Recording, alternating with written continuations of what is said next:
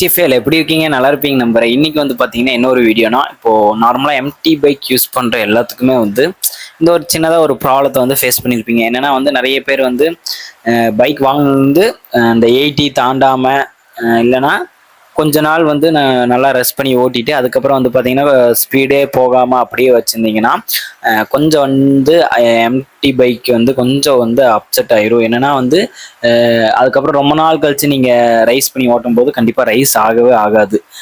அதுக்கு என்ன ஒரு சொல்யூஷன்னா வந்து ரெகுலராக வந்து பார்த்தீங்கன்னா அந்த ரைஸ்லேயே ஃபர்ஸ்ட் கியர் செகண்ட் கியர் அந்த மாதிரி கொஞ்சம் விரட்டி ஓட்டுங்க.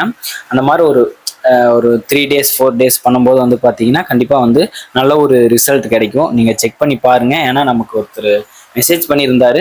ஸோ நான் வந்து எந்த ஒரு வீடியோ பார்த்தோ அப்படின்ட்டுலாம் இல்லை. ஏன்னா எனக்கு தெரிஞ்ச நான் வந்து என்னோட கருத்து என்னன்னு தான் நான் வந்து எல்லா வீடியோலையும் என்னோட கருத்தை மட்டும்தான் சொல்லியிருப்பேன்.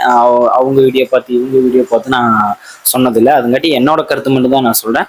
இது வந்து நீங்கள் ட்ரை பண்ணி பாருங்கள். உண்மையிலுமே ஒர்த்ஃபுல்லாக இருக்கும். 3 daysல உங்களுக்கு ரிசல்ட் தெரிஞ்சிடும் பைக் ரைஸ் ஆகுதா இல்லையா அப்படின்னு சொல்லிட்டு.